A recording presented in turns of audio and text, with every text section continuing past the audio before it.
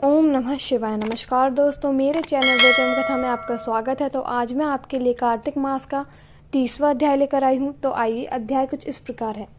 भगवान श्री कृष्ण सत्यभामा से बोले, हे प्रिय, नारद जी के यह वचन सुनकर महाराज पृथु बहुत आश्चर्यचकित हुए। अंत में उन्होंने नारद जी का पूजन करके उनको विदा किया। इसलिए माघ, कार्तिक और एकादशी, यह 3 व्रत मुझे अत्यधिक प्रिय हैं। वनस्पतियों में तुलसी, महीनों में कार्तिक, तिथियों में एकादशी और क्षेत्रों में प्रयाग मुझे बहुत प्रिय है। जो मनुष्य इंद्रियों पर विजय प्राप्त कर इनका सेवन करता है, वह मुझे यज्ञ करने वाले मनुष्य से भी अधिक प्रिय है। जो मनुष्य विधि पूर्वक इनकी सेवा करते हैं, वह मेरी कृपा से उन्हें समस्त पापों से छुटकारा मिल जाता है। भगवान श्री कृष्ण के वचन सुनकर सत्यभामा ने कहा, हे प्रभु, आपने बहुत ही अद्भुत बात कही है कि दूसरे के लिए पुण्य के फल से कलह की मुक्ति हो गई। यह प्रभावशाली कार्तिक मास आपको अधिक प्रिय है, जिससे प्रतिदोह का पाप केवल स्नान के पुण्य से ही नष्ट हो गया। दूसरे मनुष्य द्वारा किया हुआ पुण्य उसके देने से किस प्रकार मिल जाता है, यह आप मुझे बताने की कृपा करें। श्री कृष्ण बोले, प्रिय, जिस कर्म द्वारा बिना दिया हुआ पुण्य और पाप मिलता है, उसे ध्यानपूर्वक सुनो।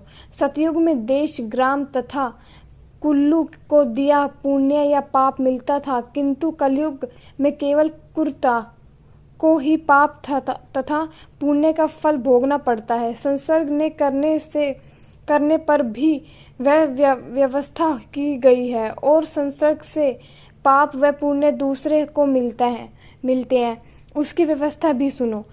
पढ़ाना, यज्ञ कराना और एक साथ भोजन करने से पाप पुण्य का आधा फल मिलता है।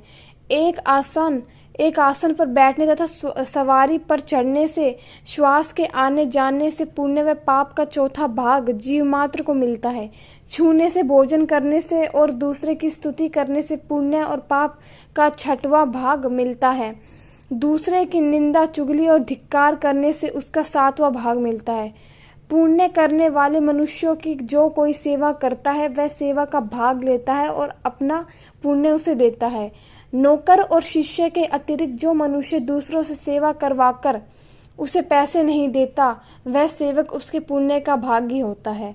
जो व्यक्ति पंक्ति में बैठे हुए भोजन करने वालों की पत्तल लांघता है, वह उसे, जिसकी पत्तल उसने लांघी है, अपने पुण्य का 6वां भाग देता है। स्नान तथा ध्यान आदि करते हुए मनुष्य से जो व्यक्ति बातचीत करता है या उसे छूता है, वह अपने पुण्य का 6वां भाग दे डालता है। जो मनुष्य धर्म के कार्य के लिए दूसरों से धन मांगता है, वह पुण्य का भागी होता है।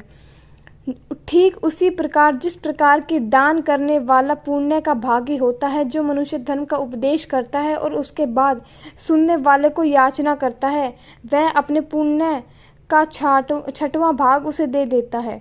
जो मनुष्य दूसरों का धन चुराकर उससे धर्म करता है, वह चोरी का फल भोगता है और शीघ्र ही निर्धन हो जाता है, और जिसका धन चुराता है वह पुण्य का भागी होता है। बिना तृण उतारे जो मनुष्य मृत्यु को प्राप्त होता है, उसको तृण देने वाले सज्जन पुरुष पुण्य के भागी होते हैं। शिक्षा देने वाला, सलाह देने वाला, सामग्री को जुटाने वाला तथा प्रेरणा देने वाला, यह पाप और पुण्य के 6ठे भाग को प्राप्त करते हैं। राजा प्रजा के पाप पुण्य के पृष्ठांश का भोगी होता है। गुरु शिष्य का, पति पत्नी का, पिता पुत्र का, स्त्री पति के लिए पुण्य का 6ठा भाग पाती है। पति को प्रसन्न करने वाली आज्ञाकारी स्त्री पति के लिए पुण्य का आधा भाग ले लेती है। जो पुण्यात्मा पराये लोगों को दान करते हैं, वह उनके पुण्य का 6ठा भाग प्राप्त करते हैं। जीविका देने वाला मनुष्य जीविका ग्रहण करने वाले मनुष्य के पुण्य के 6ठे भाग को प्राप्त करता है। इस प्रकार दूसरों के लिए पुण्य अथवा पाप बिना दिए भी दूसरों को मिल सकते हैं, किंतु यह नियम जो कि मैंने बतलाए हैं, यह कलयुग में लागू नहीं होते। कलयुग में तो एकमात्र कुर्ता को ही अपने पाप व पुण्य भोगने पड़ते हैं। इस संबंध में एक बड़ा पुराना इतिहास है, जो कि पवित्र भी है और बुद्धि प्रदान करने वाला कहा जाता है। उसे ध्यानपूर्वक सुनो। यह इतिहास 31वें अध्याय में बताया जाएगा।